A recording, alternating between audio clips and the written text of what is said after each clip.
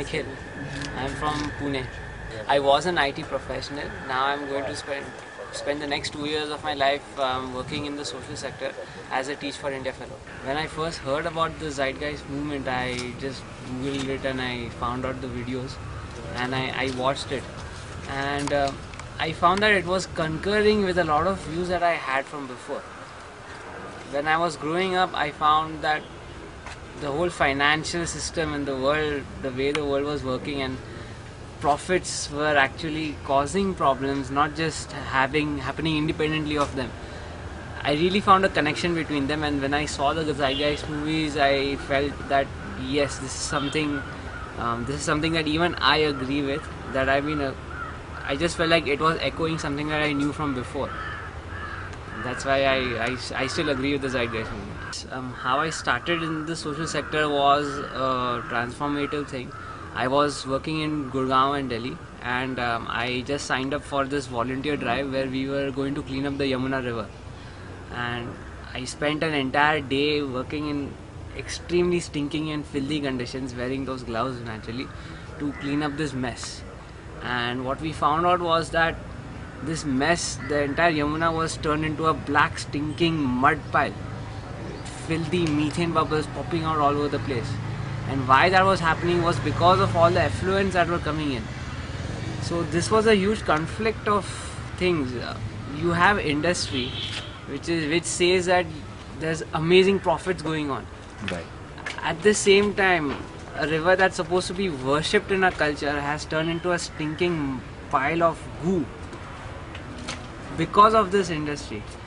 And even the city is sending all its sewage into that river that just happens to flow through it without even realizing that the city emerged because of that river in the first place.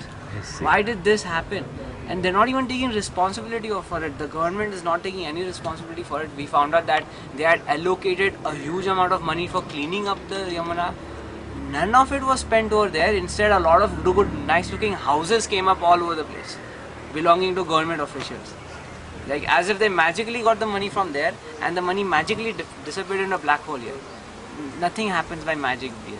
Everything is interchangeable. Money goes here and then gets rerouted. And what I found was that nobody wants to take responsibility. The people who say that they are responsible are not taking any responsibility. They're passing the trouble on to someone else. Downstream, a lot of poor villagers are living.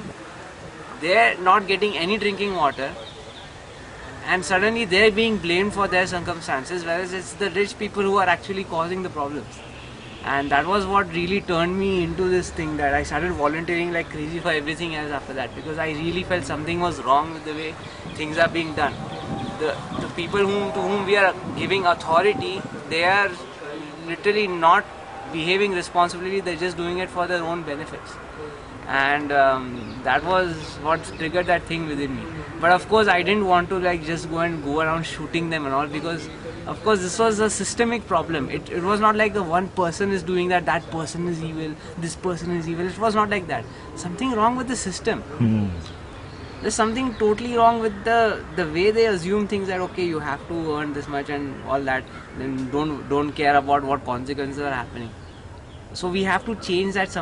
We have to change something in the system. That was something that I was searching for. When I saw the Zeitgeist movement, I found out that yeah, this might be it, because this goes to the very basic ground level where it makes a difference over there. It's not like we're looking at something from the top and trying to adjust some things and hoping that it will work. No, we want to go back to the drawing board. We want to change the way things work from the inside so that it changes on the outside. It's much easier actually. It's much easier to go back to the roots of the problem and change something over there so that you get the proper fruits, rather than just saying, oh, this fruit is bad, let's change it and all. It's much harder to do it from the top. So all those other movements that I saw, that like this rebellion against the government and like just violent thing, or even political parties and all, they were all trying to address it from the outside. All these subsidies, oh, let's give tax benefits, let's give free loans and stuff. They're all trying to deal with a huge problem from the outside that they cannot deal with. Whereas actually, if they just went down to the very basic root, they just did a little few tiny tinkerings over there, just changed the way of thinking at the little basic level, you can actually solve the entire problem without spending any of those huge amount of resources. So for the instance of the Yamuna river, if we simply change that psychology that, oh yeah, the waste that is produced from our house should be dumped somewhere. If you just change that psychology in houses, in industries and all, you could actually have a beautiful river running through Delhi right now. And that psychology, I found that it has been changed. The Thames, the Danube, so many rivers across the Western world, they were also as filthy as the Yamuna is today. And they spent years changing that psychology and making sure that none of the filth from their homes and their industries goes into the river, and they treat it well. And that is how right now you can actually take, if you go to London and if you take a look at the Thames, it's beautiful. So this has been done before. It's workable. These solutions are possible. And just like that, even with the Zeitgeist movement, the solution is possible. It's not like it's something very brand new.